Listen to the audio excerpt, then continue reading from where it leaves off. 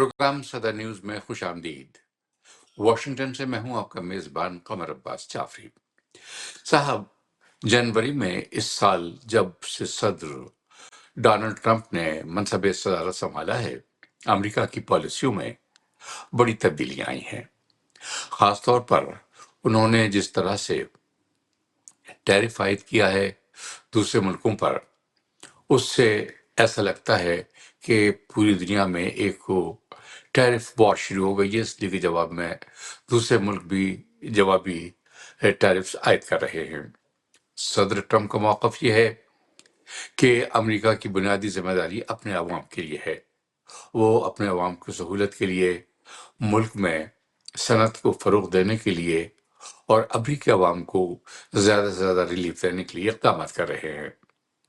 इन इक़दाम का नतीजा क्या निकलेगा, आलमी सतह पर इससे क्या मसाइल पैदा होंगे, खुद अमेरिका के लिए ये सो कॉल्ड टैरिफ वार किस किस्म के नताइज पैदा करेगी, ये एक बड़ा मुश्किल सवाल है और इस पर मुख्तलिफ माहिरीन मुख्तलिफ आरा रखते हैं।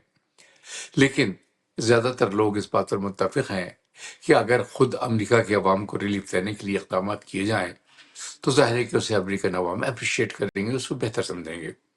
लेकिन दूसरे मुल्कों में जिन पर ये टैरिफ आयद होगा, जो अब तक को अमेरिका की नर्म पॉलिसी से बहुत ज़्यादा फ़ायदा उठा रहे थे, उनकी क्या सूरत हाल होगी, ये एक मुश्किल सवाल है और इसका जवाब भी इंतहाई मुश्किल है। हमारे साथ इस वक्त तो मौजूद हैं जनाब उमर अब्बासी साहब, जो कि इंटरनेशनल अफेयर्स के प्रोफेसर हैं और कनाडा की विंडसर यूनिवर्सिटी में पढ़ाते हैं। मैं उनसे यही पूछूंगा कि जो ट्रंप साहब की पॉलिसियां हैं, उनके पस मंज़र में आप आज आलमी सूरत हाल क्या देखते हैं और क्या ये टैरिफ वॉर आगे चलकर कुछ मुल्कों के लिए मुश्किल और अमेरिका जैसे मुल्कों के लिए, खासतौर पर उसके अवाम के लिए बेहतर सूरत हाल पैदा करेगी? क्या समझते हैं आप? जाफ़र साहब, पहले तो बहुत शुक्रिया। पेशगी माज़रत चाहता हूँ क्योंकि मैं बहुत सारे जो बैनुल-अक़वामी अमूर हैं उसके ऊपर ज़्यादातर बात अंग्रेज़ी में करता हूँ, तो मेरी उर्दू काफ़ी ख़राब हुई है पिछले चंद बरसों में। देखें, ये कुछ हक़ाइक़ को मान के आगे चलना चाहिए।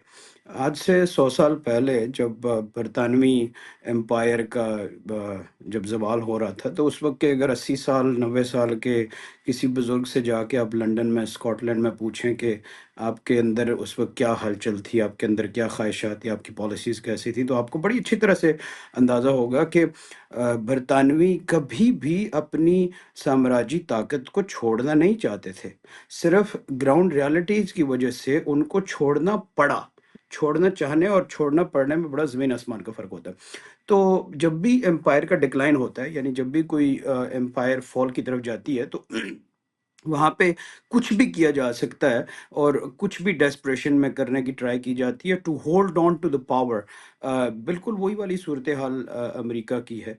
इस बैकग्राउंड के जो 100 साल पहले का बैकग्राउंड है, ये कोई ऐसी अनहोनी चीज़ नहीं है। आप पिछले 5000 साल की तारीख देखें, आपको ऐसे ही लगेगा। जब एम्पायर्स का फॉल होता है, तो वहाँ पे जो एम्पायर्स के कर्ता धर्ता होते हैं, they want to hold on to the power. अब एक चीज़ जो अमेरिका में अमेरिकी पॉलिसी मेकर्स में, वॉशिंगटन में बैठे हुए प्रोफेसर्स, थिंक टैंक्स, वहाँ के जो लोग हैं, वो ये तस्लीम करने से कासिर हैं कि दुनिया को हम ना यूनिपोलर एंगल से देख सकते हैं, ना बाइपोलर एंगल से देख सकते हैं।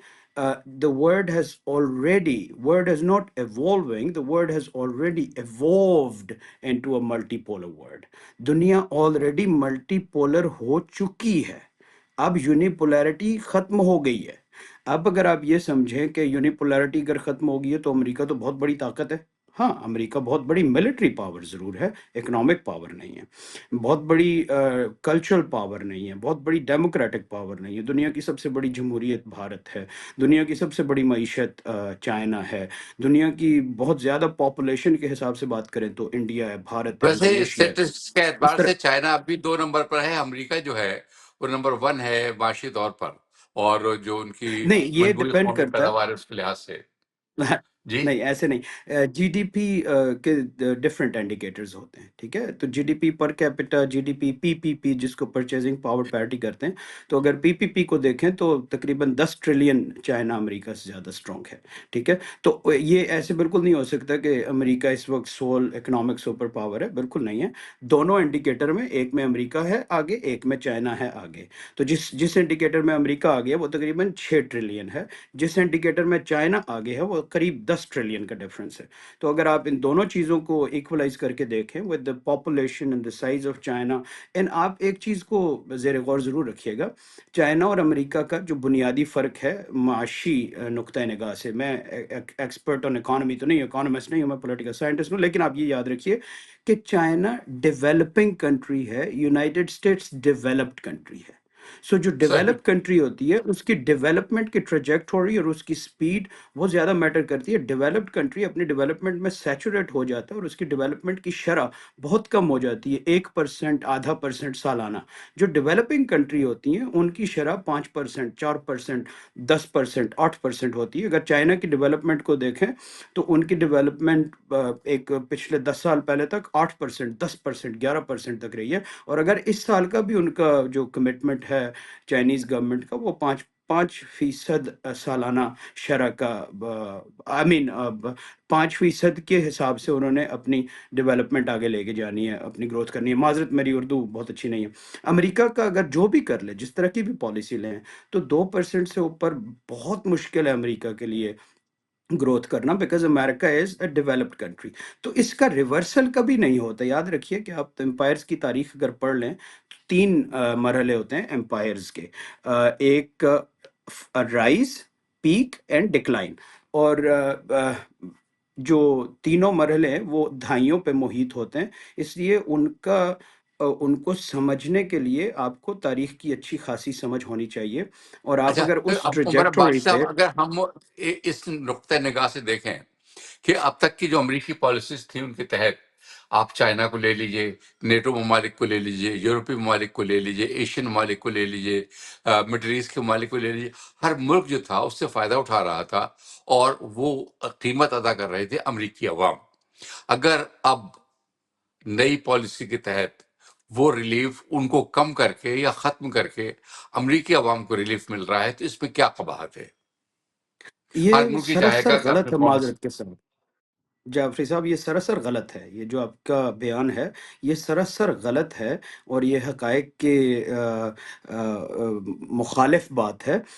امریکہ کی ترقی کی قیمت باقی دنیا اور غریب ممالک پے کرتے رہے، نہ کہ امریکہ دنیا کی فلاح و بہبود اور ان کی ترقی کے لیے جو ہے وہ قیمت ادا کرتا رہے۔ جب بھی امپائرز گرو ہوتی ہیں تو وہ استحصال کے نتیجے میں گرو ہوتی ہیں۔ تو یاد رکھیے کہ جس کو آپ یہ سمجھتے ہیں کہ امریکی اتنے بینیولنٹ اور اتنے جینرس اور اتنے سخی تھے کہ انہوں نے کمبوڈیا اور ویتنام کی ترقی کے لیے اور دنیا کے بہت سارے افریقی اور ایشیائی ممالک کی ترقی کے لیے قیمت ادا کی، یہ بالکل صریحاً غلط بات ہے، حقائق کے بالکل منافی بات ہے۔ بلکہ جو وسائل اور جن وسائل کی بنا پہ امریکہ کی عوام کے اندر ایک میٹیریل بینیفٹ، یعنی کہ ان کی زندگی میں آسائشیں، ان کا انفراسٹرکچر، ان کے ڈالر کی اسٹرینگتھ، ان کی باقی جتنی بھی انڈسٹریز ہیں ان کی اسٹرینگتھ ہے، وہ بنیادی طور پہ استحصال کی وجہ سے ہوئی ہیں۔ اور وہ استحصال کس کا ہوا؟ کمبوڈین کا، انڈین کا، نائجیرین کا، ایجپشن کا، ویتنامیز کا، چائنیز کا، ان کے استحصال کی وجہ سے انہوں نے قربانی دی امریکہ کی جو ترقی اور خوشحالی ہے اس کے لیے، نہ کہ امریکہ نے کوئی ایسی خاطر خواہ قربانی دی، اور نہ ہی ایسا مگر اگر کوئی آپ دیکھیں مثال حقائق اس پہ کی نظر ڈالیں پائی تو جاتی۔ چین کے ساتھ دیکھ لیں، روس کے ساتھ دیکھ لیں، بھارت کے ساتھ دیکھ لیں، یورپین یونین کے ساتھ دیکھ لیں، تجارتی خسارہ ہمیشہ امریکہ کا ہی زیادہ ہوتا ہے. دیکھیے تجارتی خسارہ جو ہے وہ نقصان نہیں ہے۔ ٹریڈ ڈیفیسٹ اور لاس اور ڈیفیسٹ، خسارہ اور نقصان دو الگ الفاظ ہیں، ان کو آپ مترادفات نہیں سمجھ سکتے۔ آپ بھی اور میں بھی خسارے میں ہوتے ہیں۔ آپ گروسری سٹور میں جاتے ہیں اور وہاں سے سامان لے کے آتے ہیں تو اس میں بھی ایک ڈیفیسٹ ہے، ٹریڈ ڈیفیسٹ ہے، تو وہ آپ کا لاس نہیں ہے، وہ ڈیفیسٹ ضرور ہے، لاس نہیں ہے۔ تو آپ کو یہ سمجھنے کی ضرورت مگر ہے کہ آپ کی جیب سے تو نقصان اور گیا نا، آپ کو خسارے تو میں بہت نقصان فرق ہی ہے۔ ہوا. اچھا دوسرے نہیں، یہ وہ آپ کا بتائیے مجھے کہ خسارہ اب ہوا، نقصان انڈر دا نہیں ہوا۔ سرکمسٹانسز جو اس وقت جی سچویشن چل رہی ہے، عمر عباسی صاحب جی۔ آپ کیا سمجھتے ہیں کہ آنے والے دنوں میں دنیا کا جو نقشہ ہے معاشی طور پر وہ کس سمت میں جائے گا، کیا نقشہ بنے گا یہ؟ میں آپ کو اس کا پارشلی جواب پہلے دے چکا ہوں۔ پہلی بات یہ کہ ہم پولیٹیکل سائنس میں پریڈکشنز کے بزنس میں انگیج نہیں کرتے، تخمینہ زنی ہم نہیں کرتے، بہت زیادہ پیش گوئیاں نہیں کر سکتے، لیکن ایک چیز ہوتی ہے اس کو ایکڈیمک انفرنس کہتے ہیں کہ ہم پاسٹ کے ٹرینڈز کو دیکھ کے مستقبل کے بارے میں ایک بہت ہی محتاط کچھ قسم کی کہہ ایک رائے کا سکتے ہیں، اظہار جی کر بالکل۔ دیتے ہیں۔ جی، تو اس میں غلطی کا امکان ہوتا ہے، اس لیے ہم زیادہ تر جو ہے وہ حالات کو تجزیہ کر لیتے ہیں لیکن پروڈکشن نہیں کرتے۔ میں آپ کو اس کے سوال کا پارشلی جواب پہلے دے چکا ہوں کہ دنیا کا جو پولیٹیکل اینڈ اکنامک ماڈل ہے، دونوں ماڈل اور سیکیورٹی بھی ایڈ کر لیں، سو سیاسی، معاشی اور سیکیورٹی کے تینوں جو ماڈلز ہیں ورلڈ کے، وہ آلریڈی ملٹی پولر ہو چکے ہوئے ہیں۔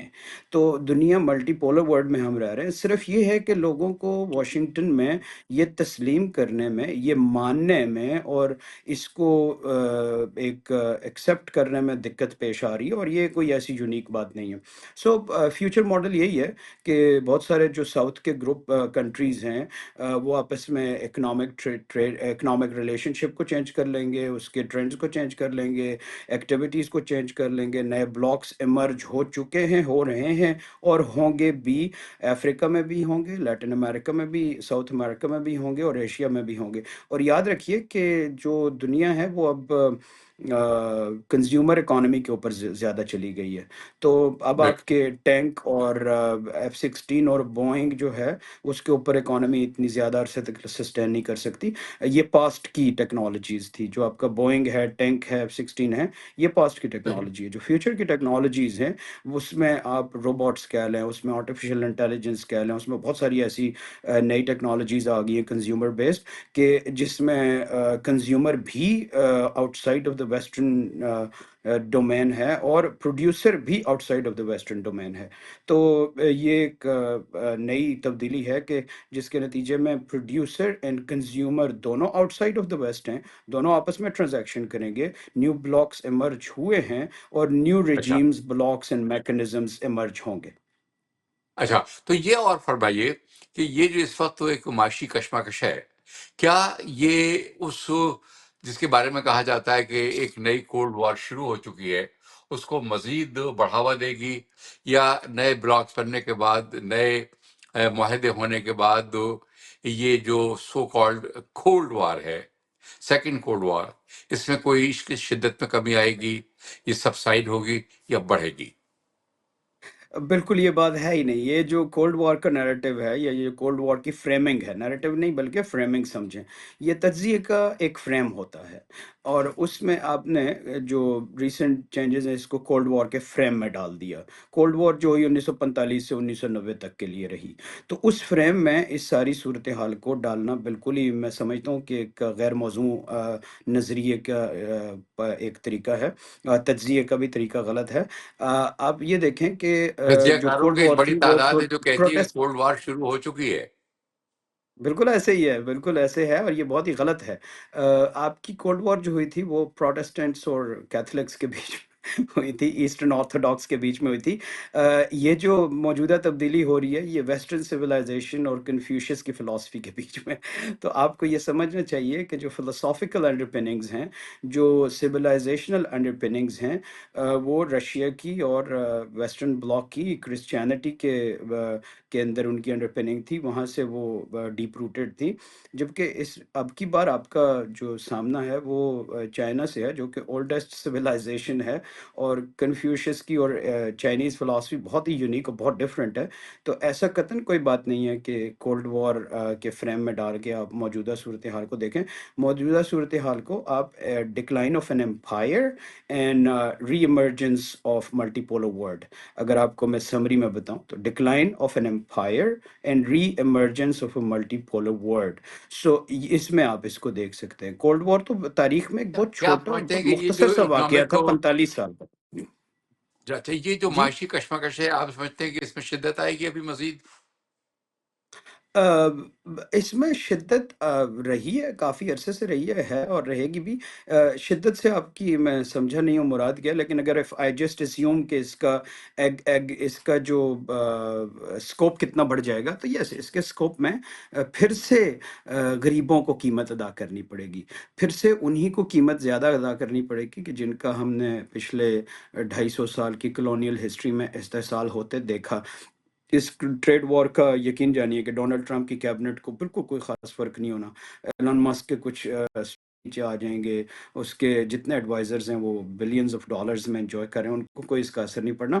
قیمت اس کی یا چند غریب امریکیوں کو، لیکن ایک بہت کثیر تعداد میں متوسط طبقے کے جو لوگ ہیں دنیا کے ساؤتھ میں، ان کو قیمت ادا کرنی پڑے گی۔ لیکن یہ یاد رکھیں کہ رستے نکل آتے ہیں اور رستے نکال لیے ہیں بہت سارے دنیا کے ممالک نے۔ آپ کو اس کی ایک سادہ سی اگزامپل آپ کو دے دیتا ہوں۔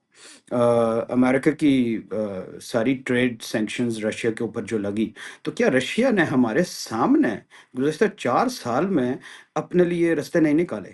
نکل آئے رستے۔ انڈیا کے ساتھ ٹریڈ کیا، انہوں نے اپنا رستہ نکال لیا، چائنا کے ساتھ ٹریڈ کیا، انہوں نے اپنا رستہ نکال لیا۔ اب یہ ہے کہ لوگوں کو رستے نکالنے آگے، اور ان کو ان کے اندر اپنے آپ کو، اپنے مسائل کو حل کرنے کے بہت سارے مواقع موجود ہیں ان کے پاس۔ اور تو شعور بھی آ گئی یہ جی۔ تھوڑا عرصے کے لیے اس کے اوپر پرابلم ہوگا جی۔ بہت شکریہ ہے جناب وہ عمر عباسی صاحب آپ کا۔ ہم اپنے سننے والوں کو اور دیکھنے والوں کو بتاتے چلیں کہ ہمارے ساتھ عمر عباسی صاحب تھے، جو کہ پروفیسر ہیں انٹرنیشنل ریلیشنس کے اور پولیٹیکل سائنٹسٹ ہیں، اور ونسر یونیورسٹی میں کینیڈا کی پروفیسر کی حیثیت سے کام کر رہے ہیں۔ ان سے ہم گفتگو کر رہے تھے یہ جو ٹیرف وار ہے اور عالمی طاقتیں اور عالمی صورتحال کے حوالے سے، اور ان کا کہنا یہ تھا کہ یہ وار جو ہے اس سے نئے راستے نکالیں گے دوسرے ممالک، اور جو صورتحال ہے وہ کوئی زیادہ خرابی کی جانب نہیں جائے گی، بلکہ حالات جو ہیں وہ دوسرے ممالک جو ہیں وہ اپنے طور پر حل کریں گے۔ اور وہ اس بات سے اتفاق نہیں کرتے کہ اس سے کوئی امریکی عوام کو خاص فائدہ ہوگا، یا یہ کہ یہ کوئی نئی کولڈ وار ہے جس میں شدت آئے گی اس ٹیرف وار سے۔ لیکن وہ یہ سمجھتے ہیں کہ اس سے خود امریکہ کو بقول ان کے نقصان بھی ہو سکتا ہے، اور وہ فائدہ جو اس وقت لوگ سوچ رہے ہیں کہ امریکی عوام کو ہوگا، وہ ممکن ہے نہ ہو۔ اب اپنے میزبان قمر عباس جعفری کو اجازت دیجیے۔ ہمارے آج کے پروگرام کے پروڈیوسر تھے اسفر امام۔